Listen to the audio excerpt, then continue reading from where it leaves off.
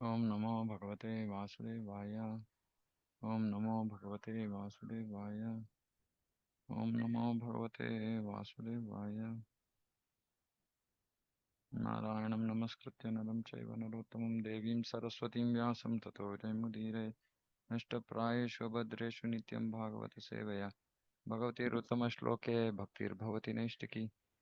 Om Gnanatimirandasya Gnananjana Shalakaya Chakshurunmilitam Mena Tasmai Shri Gurave Namaha. नमो विष्णुपादाय कृष्णप्रेष्ठाय भूतले श्रीमते भक्तिवेदान्तस्वामिनिति नामिने नमस्ते सारस्वते देवे गौरवाणी प्रचारिणे निर्विशेषशून्यवादि पाश्चात्यदेशतारिणे जय श्री कृष्ण चैतन्य प्रभु नित्यानंद श्री अद्वैत गदाधर शिवासादि गौरभक्तवृंद हरे Krishna Krishna Krishna Hare Hare Hare Ram Ram Ram Hare Hare. Okay, am I audible? Because yesterday some devotees were saying that I was not very audible. Is it Yes, audible or Prabhu, audible, audible. Hare Krishna. audible? Okay. Uh, Ramya Hare Mataji, Krishna. you're able to Yes, hear? Prabhuji. Yes, Prabhuji. You're audible. Yeah. Hare. Okay. Thank you, Sumantha. Because there is some trick. Apparently, I have to increase volume and then start Zoom, but I forgot. I just started, so I just wanted to check. Okay. Okay. Srimad Bhagavatam, Canto 4, Chapter 20, Verse 4. Purusha yadi mujyanti dvadrusha deva mayaya shama eva param jato dirghaya vruddha sevaya. If a personality like you who are so much advanced because of executing the instructions of the previous acharyas is carried away by the influence of my material energy, then all your advancement may be considered simply a waste of time. Very, very important verse.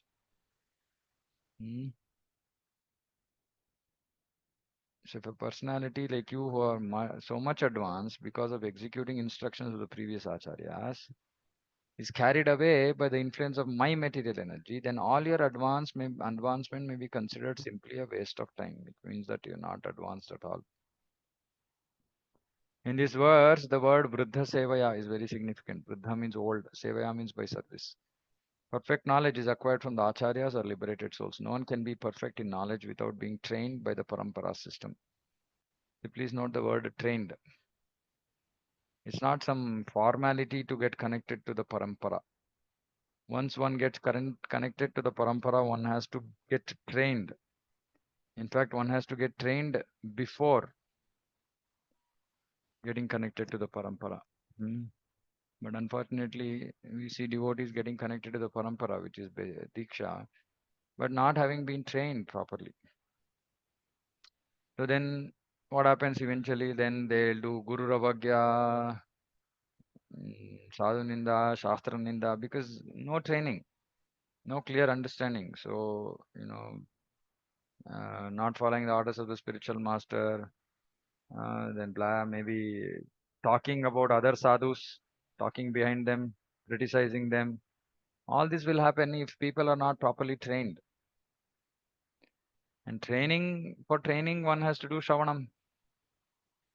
By simply reading Srila Prabhupada's books, we get trained. There is no special process required. Of course, today, unfortunately, in ISKCON, there are so many things like, have come up. Why? Because devotees don't read Prabhupada's books. If we read Prabhupada's books, we don't need any special training. And we have to, design some training just because devotees are not reading Prabhupada's books. No, this is just some other way of giving the same medicine. That's all.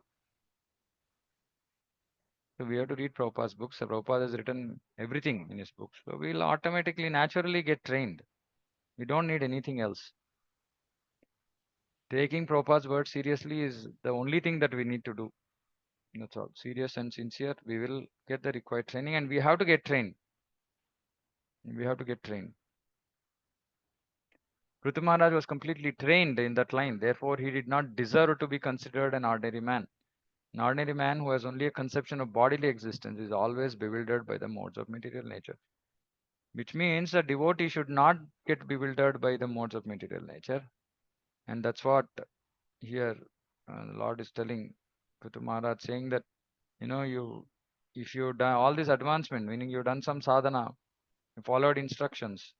Now, if you get carried away by the influence of material energy, then you're not really advanced at all. So we have to follow the instructions properly, because if we follow the instructions of previous acharyas properly, we get spiritual strength. When we get spiritual strength, we don't come under the influence of material energy. We don't come under the influence of Maya. But unfortunately, we don't actually fully follow the instructions, isn't it? What do we think? Why are we getting influenced by material energy? Of course, there are two kinds of being affected. One is willingly getting affected. The other is unwillingly getting affected. What are the reason for willingly getting affected by Maya?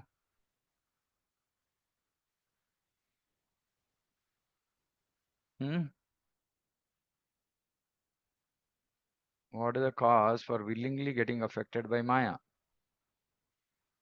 Trying hard to make the reverses correct. That is also Yeah, that is one. But generally, just willing. We actually willingly means the word only is saying willingly. I want to be influenced by Maya, so Maya is influencing me. So which means that we do things which are pro Maya, not pro Krishna consciousness. We do things which are pro Maya consciousness. So, for example, if we are too attached to whatever, anything, maybe clothes, maybe jewels, maybe property, maybe vehicles, whatever, right? And we just indulge ourselves in that. And then what happens? We're just pouring more and more ghee into the fire of that material attraction, and then it keeps, yeah, so willingly Maya will attack. Willingly, we are allowing Maya to attack, saying, yeah, I want this, attack me. But then that is what this is talking about, right? So willingly, we should not come under the influence of Maya. Unwillingly is helplessly. That is because of our anarthas and very strong. So Daiviyesha Gunamayi Mama Maya Durotyaya. Mameva ye prapadyante Maya metam taranti te. So then we have to take shelter of Guru, Vaishnavas, and really beg for mercy so that we can overcome that. That is helpless situation. That is okay. But if we are willingly coming under the influence of Maya, then we have not made any advancement. And we should not. We should not encourage ourselves on the path of Maya. We should understand. See, we should recognize, saying that, okay, materially, what am I attached to? And okay, is this favorable for Krishna consciousness? If not, we should try to give it up, to give up that attachment. We should try. We should not encourage ourselves in the direction. We should not encourage. Helplessly getting stuck is okay. Can't help it. And as we do more sadhana, then anartha nivritti happens, then that helplessness also goes. Hridaya daurbalyam, karpanya dosha. These things will go gradually. Yeah, Prabhu. true. It is mentioned that unwillingly also sometimes those devotees also who are following their previous acharyas get affected. Yeah, So what that is is the reason? vasana. That is vasana. That is our anartha. But that is why Krishna is saying apichetsu duracharo. He's saying it's okay. If, unwillingly sometimes dragged by Maya because of our previous anarthas, we fall down. It's okay. Krishna is saying, still I consider that devotee as a sadhu. But we should not willingly do. Willingly means like constantly planning, thinking about it, molding our life to cater to that anartha. Not like that. Not like that. Then we have not made any advancement. But unwillingly, sometimes, we get dragged, helplessly. Then Krishna is saying it's okay, because as long as we strictly follow the process, today or tomorrow we will get over those anarthas. Okay. अथ कायम् इमं विद्वान् न विद्या काम कर्मभिः Arabdha iti naivasmin pratibuddho nusajjate. Those who are in full knowledge of the bodily conception of life, who know that this body is composed of nescience, ignorance, darkness, desires and activities resulting from illusion, do not become addicted to the body. Please see how clear it is. Those who are in full knowledge of the bodily conception, meaning we know that we are in full knowledge. If we are in full knowledge of the bodily conception of life, meaning aham and mama, who know that this body is composed of nescience, desires and activities. Body is composed of ignorance, desires and activities, which are all resulting from illusion. They do not become addicted to the body.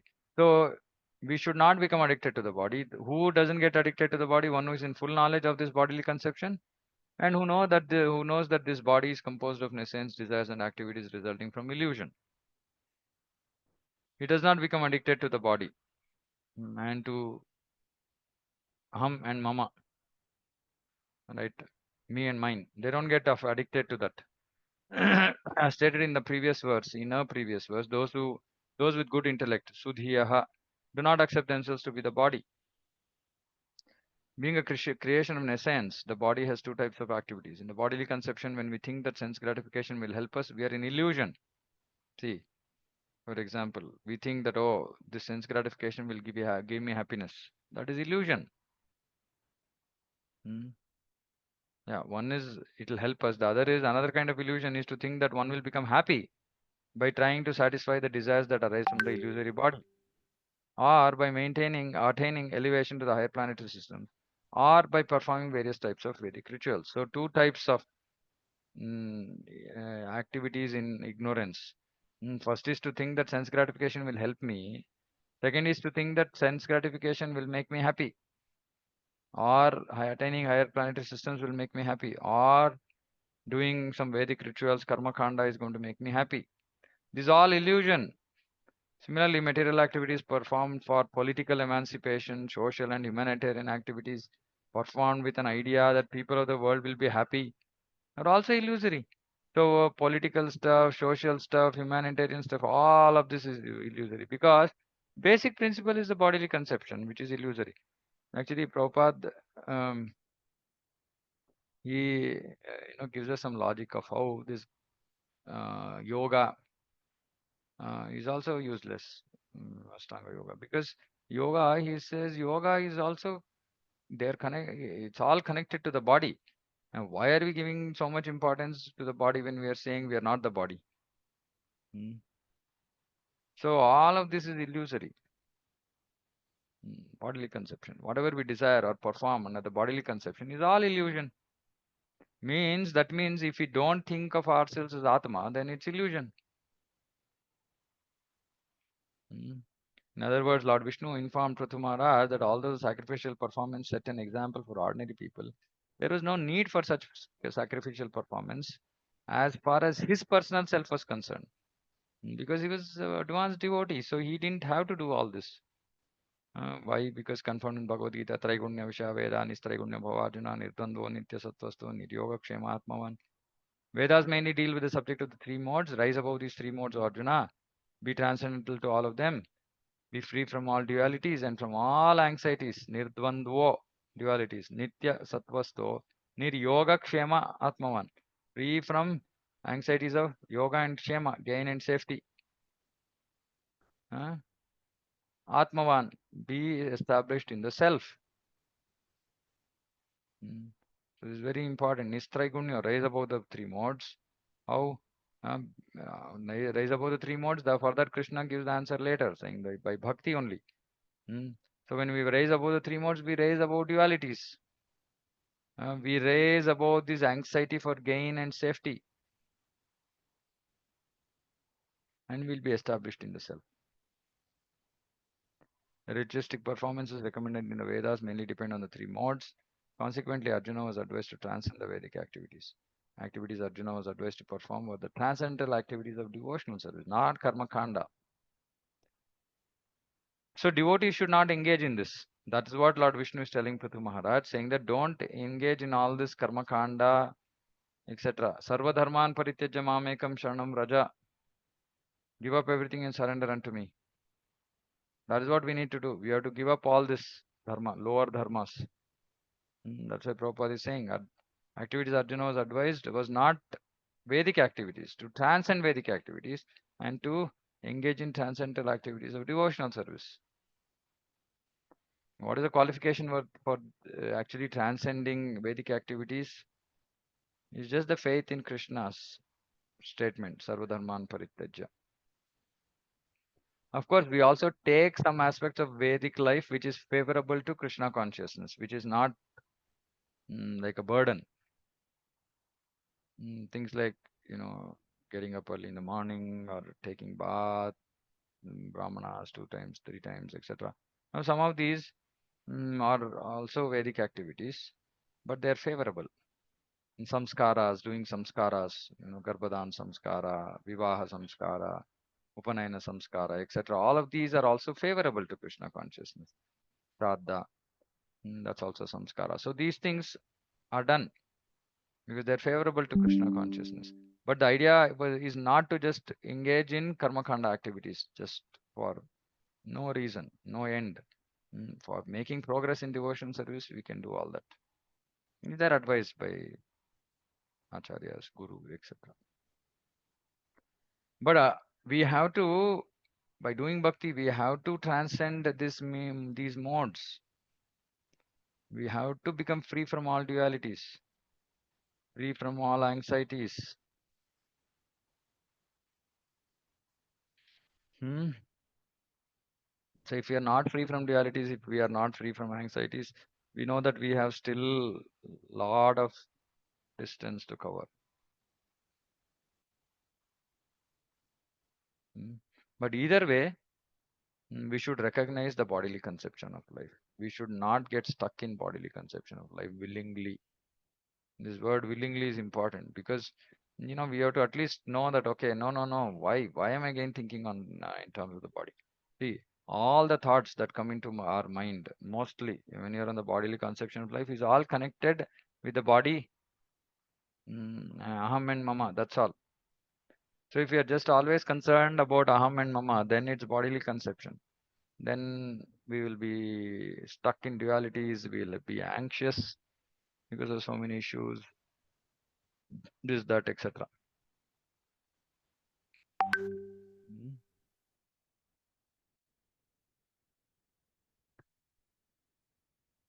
असंसक्तः शरीरेऽस्मिन् अमुनोत्पादिते गृहे अपत्ये द्रविणे वापि कः कुर्यान् ममताम्बुधः.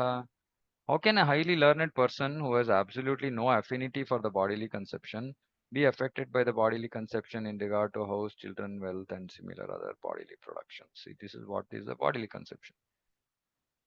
House, children, wealth, similar other bodily productions. So if somebody is a highly learned person, he should not have affinity for this bodily conception. So he will not be affected. Otherwise, he's not a highly learned person. He's just this jada jnana. He just got some material knowledge. It's of no use.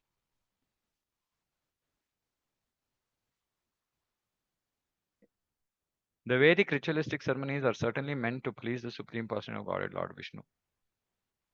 However, by such activities, one does not factually satisfy the Lord. Rather, with the sanction of the Lord, one tries to satisfy one's own senses. In other words, materialists who are especially interested in sense gratification are given permission or license to enjoy sense gratification by executing Vedic ritualistic ceremonies. This is called Traigunya Vishaya Vedaha. Vedic ceremony performances are based on the 3 modes. Those who are elevated above the material condition are not at all interested in such Vedic performances. Rather, they are interested in the higher duties of transcendental loving service to the Supreme Person of Godhead. So this is Aparadharma and this is Paradharma. Tavaipamsam paro dharmo yato bhaktirradokshage ahituki apratihata yayatma suprasidati.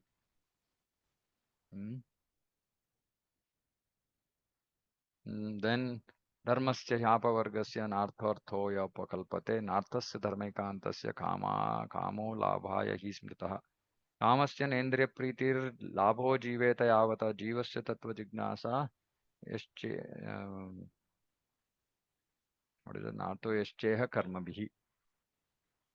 So our goal of doing our duties, our so-called aparadharma, meaning dharma connected to this material world, should be just jiveta, labho jiveta yavata. What is the use of getting any profit from our material activities?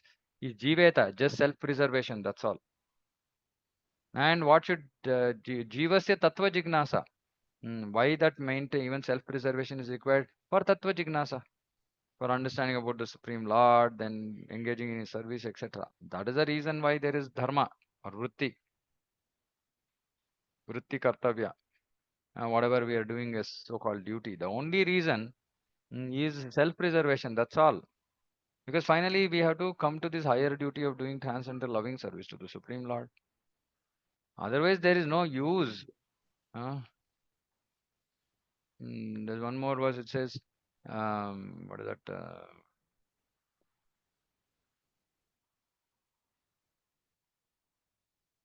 If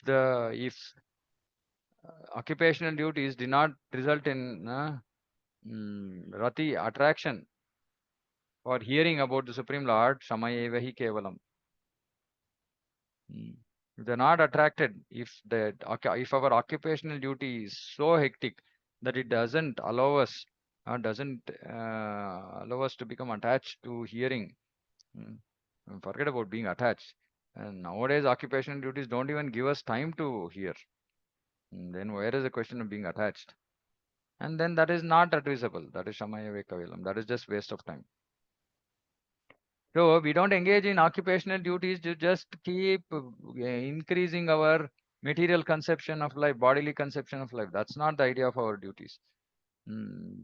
That is just for self-preservation. And what we have to engage in higher duties of transcendental loving service. Loving service, not higher duties of transcendental service to the Supreme Lord. That we are all doing. That is not the idea. Idea is to come to the stage of prema. Such devotional service is called Nistraigunya. Devotional service to the Lord has nothing to do with the material conception of bodily comfort. See, you don't have to go behind this bodily comfort. Okay, how much ever basic is required, okay, give it. But not more.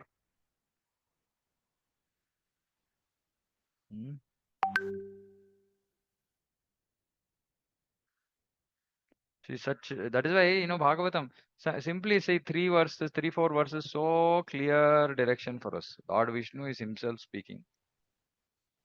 And through Prthu Maharaj, he is teaching all of us, saying that give up this bodily conception of life, give up this attachment to material things. Engage in higher duties. And yeah, initially we might say we are not interested in higher duties. It's okay, we will do it as a matter of duty. Vaidhi Bhakti means just following some rules. Somebody has said, do this, okay, I will do. But with sincerity we should do, not carelessly, not without, like just to tick mark, not for that. Actually, Bhakti is so powerful that we start doing Bhakti just for Vaidhi, just because somebody is saying. But little, here and there, we start getting mercy from Bhakti. Because we do at least some things here and there with some sincerity. And then it will have an effect on us. And then we'll make progress.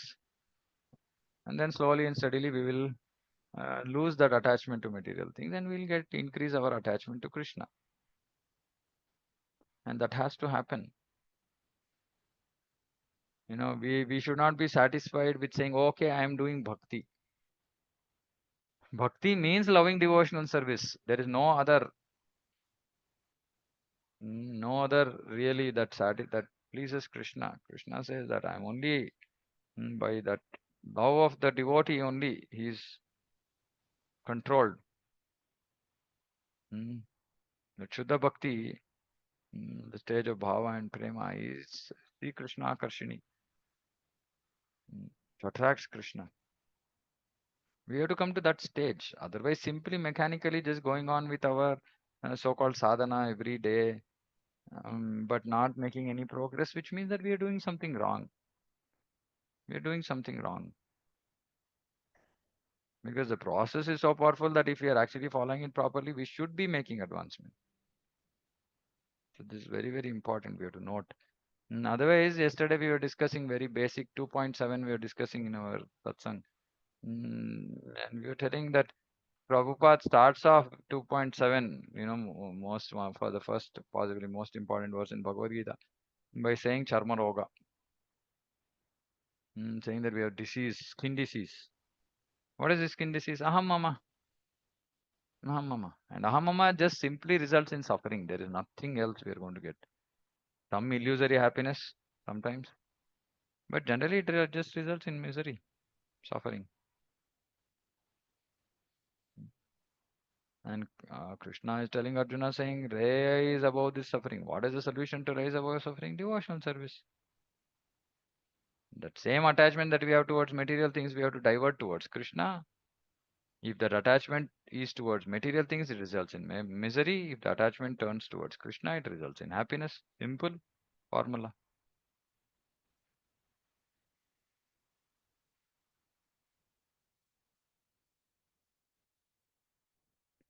Ekashuddha swayam jyotir nirguణోऽసౌ गुणाश्रयः सर्वगो नावृतः sakshi niratmatmatmanah paraha. The individual soul is one, pure, non-material and self-effulgent, is the reservoir of all good qualities, is all-pervading. This he is not the individual soul. This he is the Supreme Lord. He is without material covering and is witness of all activities. He is completely distinguished from other living entities and is transcendental to all embodied souls. The previous verse, two significant words are used: asamsaktaha, meaning without attachment, and buddhaha, meaning fully cognizant of everything. By full cognizance, it is meant that one should know about his own constitutional position as well as the position of the Supreme Lord. According to Srila Vishwanath Chakravarti Thakur, in this verse, Lord Vishnu is describing himself, or the Paramatma. The Paramatma is always distinguished from the embodied soul as well as the material world. Therefore, he has been described as Para. The Para, or Supreme Person of Godhead, is Eka, meaning one. Lord is one, whereas the conditioned souls embodied within the material world exist in many varieties of form. The demigods, human beings, animals, trees, birds, etc. Thus, the living entities are not Eka, but many. Nityo Nityanam Chetanas Chetananam. Living entities who are many and who are entangled in this material world are not pure. However, Supreme Person of Godhead is pure and detached. That is why he is Aishwaryasya, Samagrasya, Viryasya, Yashasya, Shriya, Gnana, Vairagya. Aishwarya and Vairagya, both he has. And he is, of course, fully pure, perfectly pure. And he is detached. Due to being covered by the material body, living entities are not self-effulgent. But the Supreme Person of Godhead, Paramatma, is self-effulgent. Living entities being contaminated by the modes of material nature are called Saguna, whereas Paramatma is Nirguna, not being under the influence of the material modes. The living entities being engaged in material activities are Gunashrita, where the Supreme Person of Godhead is Gunashraya. So they have become sheltered by the modes, and Supreme Lord is the shelter of the modes. The conditioned soul's vision is covered by material contamination. Therefore, he cannot see the cause of his actions and he cannot see his past lives. Supreme Lord, not being covered by material body, is the witness of all activities of the living entity. But both of them, living entity and Paramatma, are Atma or spirit. They are one in quality, yet they are different in so many ways, especially in regard to the six opulences. The Supreme Person of Godhead has in full. Full knowledge means the Jivatma must know that both his position and the Supreme's position. This is full knowledge.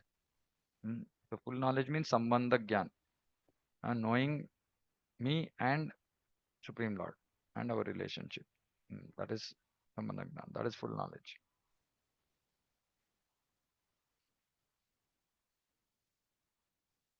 य एवं सन्तमात्मानम् आत्मस्थं वेद पूरुषः Najyate prakritistopi tadgunai sa mai sthitaha. Although within the material nature, one who is thus situated in full knowledge of the Paramatma and Atma is never affected by the modes of material nature, but is always situated in my transcendental loving service. This is very important. One who is in full knowledge of Atma and Paramatma, which means we look at ourselves, don't think about us as Jiva, as Deha, body, but think about us as Atma, and think about the Paramatma or Bhagavan and engage ourselves in our constitutional position, which is to serve Krishna. So even though within material nature, one who is in such knowledge will always be situated in transcendental loving service. So again, being cognizant about the fact that I'm not this body. Then we are not affected by modes. When we seem to be getting dragged by the modes, we should just remember saying that, okay, I'm in illusion. I'm just thinking that I'm the body and I'm trying to get some happiness out of this. So I'm being dragged. And it's Maya's mercy that she's dragging us so that we become more conscious, saying that, no, no, no, I'm not this body. Why am I getting stuck? When the Supreme Lord appears in this material world, he's not affected by the modes. Similarly, those who are always connected with the Supreme Lord, even though within the material body or material world, are also not connected. That is explained Bhagavad Gita, Mam cha yoga vicharena bhakti yogena sevate sagunan samatite tan brahma bhuyaya kalpate. Avyabhicharini bhakti, unflinching devotional service. One who is engaged in unflinching, meaning not shaking, not shakeable, unshakable. Irrespective of what situation that person goes on in devotional service. He surpasses Gunan Samati Taitan, surpasses material qualities. And he attains Brahma Bhuyaya Kalpate, Brahman realization. Brahma Bhuta Prasannatma na Sochati na Kankshati Samasarveshu Bhutesh. So we have to, for the answer is unflinching devotional service. To rise above the modes, the answer is unflinching. If we do bhakti when as time permits, then yeah, it will take us a long time before we can overcome the influence of the mods. If we are serious about making progress in devotional service, we should say whatever it takes, I'm ready to do. So in our various, at least centers, we don't encourage devotees getting stuck to some one particular service, saying that I only like to do this. It's okay, you like to do it. Okay, you can do it nicely, very nice. Doesn't mean that you should not do other services. And that's not a good attitude at all. Whatever it is for the pleasure of the Lord, we should be ready to do whatever it takes. And irrespective of our material situations, we should still continue to remain engaged. Depending on our, suppose say we have some bodily trouble, then okay, how much ever we can push ourselves, we will do. Maybe we're not able to do much physical activity, maybe we will do mental activity, which is talking to people, which is, chanting, which is reading, etc. And yeah, talking to people for preaching, etc. Right? So we can do, but somehow we have to just continue to remain in devotional service. Not that okay, my body and mind are pulling me down. Okay, now let me take a break. Then Maya has just caught you. Maya just succeeded in catching you. And then such devotees slowly, they will give up association with devotees, and then some point, some little time they're out of devotional service completely. So very, very dangerous. So we have to somehow Abhyabhicharini bhakti should not unshakable. Whatever be our material situation, we should go on. We should have a measure of how much bhakti we are doing, and we should never go down. Whatever, if you're doing 16 rounds, if you're reading for half an hour, blah, whatever it is we are doing, we should never go down. We should only think of increasing it. This connection, Srila Rupa Goswami says that if a person is always engaged in the service of the Lord with his body, words, and mind, he is to be considered liberated. Muktir hitva nitharupam swarupena vyavastiti. It is a mukti, liberated person. Because he is always engaged. Body, mind and words, always. He is not engaged in for even for a moment, he's not engaged in sense gratification. He's not engaged in the bodily conception of life. He's simply engaged in the service of the Lord with body, mind, and word all the time. He's a liberated person. Pretty difficult. Pretty difficult actually. And I'm realizing in my own life that it is one thing to give up, by Krishna's mercy, give up work and try to engage full time in service. But still, engaging 24 hours, body, words, and mind in Krishna's service is difficult, especially when we are in Grihastha ashram. If we are living with family and all that, then automatically there will be 150 things which will mostly be related to the body only, bodily conception only. We will be struggling. And that is why Shastra says that, saying that at some point of time we have to give up this. We have to move away from this material entanglement, this family entanglement. Otherwise, there's no hope. Otherwise, there's no hope. I mean, there's no hope for perfection. At some point of time, Krishna will then forcefully drag us if we are sincere, but we are still hanging on to family and this and that and all that. He'll drag us out. But if we don't want to be dragged, then he will not do anything. And then we will get stuck and then we'll have to come back again. We won't achieve perfection. So we do our duty and we finish the duty, we finish that duty, 50, 55, whatever it is, finish it off. Don't be attached. Then engage body, mind, and words in Krishna's service. That's what we should all, aim to do. And always engage in Krishna's service. And that's the only, actually, why should we do all this? Because that's the only solution for happiness. Because when Krishna is pleased, we are pleased. There's no other way. Okay. Any questions? Comments?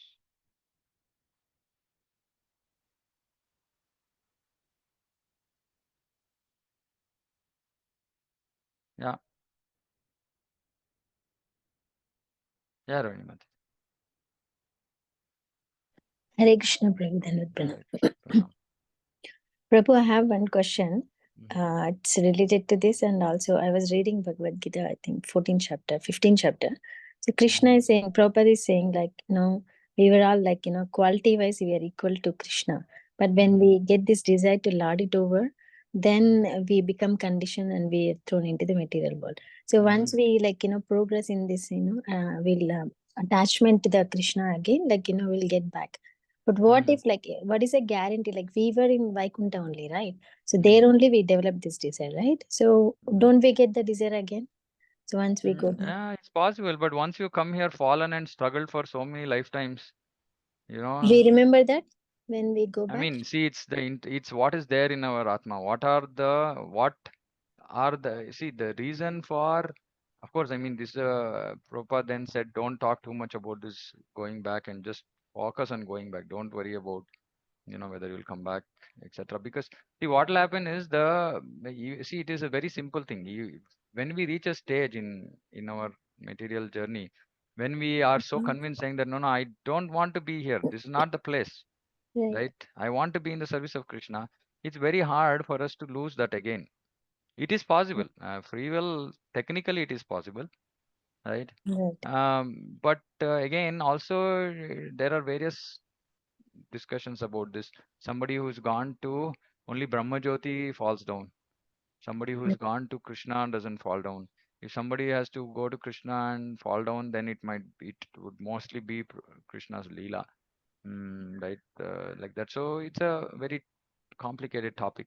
But the point we have to just remember is saying that right now we should just focus on getting out of this attachment first. Then we'll think of, okay, will I develop this again? Is a later question, right? You fall into the well first. Prabhupada said, let's first focus on getting out of the well.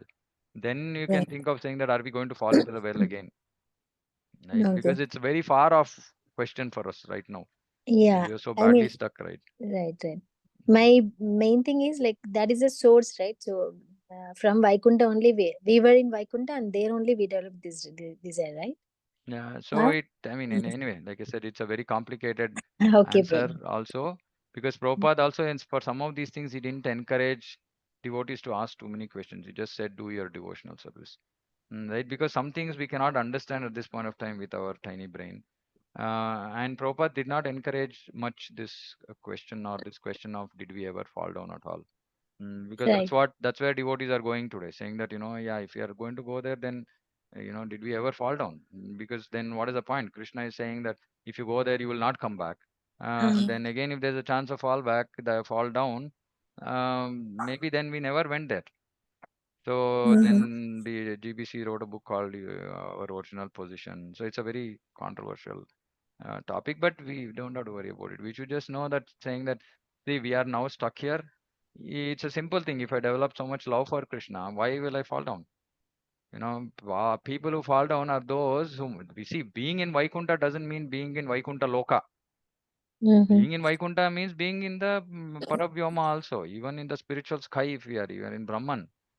We have high Mhm. chances of falling down. Aravindaksha Vimuktamanina, Bhagavatam says they'll fall down because of lack of activities. So it's not that we were with Krishna and we fell down. Oh, okay. That is not explicitly mentioned. Mm. So that is why Krishna is saying, if you come to me, then you will not fall down. Mhm. Right? But going to him is very exalted state of love. Right. See, that love has to be developed. If we are, that is why this Gyanis, who go to the Brahma Jyoti, no attachment to Krishna. Yeah, then again, attachment will develop for material world. Attachment has to be there for something, no? Right. We don't have attachment towards, and we are used to being attached to people. So we become attached to Krishna and his devotees. Then there is very less chance, or practically we can say, why would we fall down? And see, we should also understand one thing, that in the association of Krishna, influence of Maya doesn't exist, right? Mhm. Now we might be in, possibility that we are in Vaikuntha Loka, but we just developed aversion to Krishna. Now, because we can remain away from Krishna. See, because this is our choice. That choice we can always exercise. So there's always a possibility. That's why they're teaching even here in the Mhm. material world. Our acharyas are saying, don't leave the association of devotees. Because if you leave the association of devotees, then you're gone. Right. Then you're up to your free will, and one can do any nonsense. And it's the same funda when we go to the spiritual world also. We should never give up authorities. We should never give up their shelter that we have taken. Following all that, it's the same principles that we are being taught here, so that even after going there, even if there's a possibility that will be closed, that possibility will not happen. Anyway, like I said, it's a complicated question, but let's just focus on just going back. And Krishna is saying, Janma karma cha me divyam evam yo veti tatvataha tyaktva punar janma naiti. So there's no Amazing. rebirth, right? So he's giving an assurance, but that's not for a gnani. That's for a bhakta, right? But Understanding Krishna means loving Krishna. Simple. Who can understand Krishna and not love Krishna, right? So if we really understand Krishna, we can't but love Krishna. Krishna is that kind of a personality, right? So we yes. know we should know Krishna, then we love Krishna, then we won't come back. Then we don't have to worry about coming back. Okay, bro. Thank you. Yeah. Hare Krishna. Okay, Hare Krishna. Okay, anything else?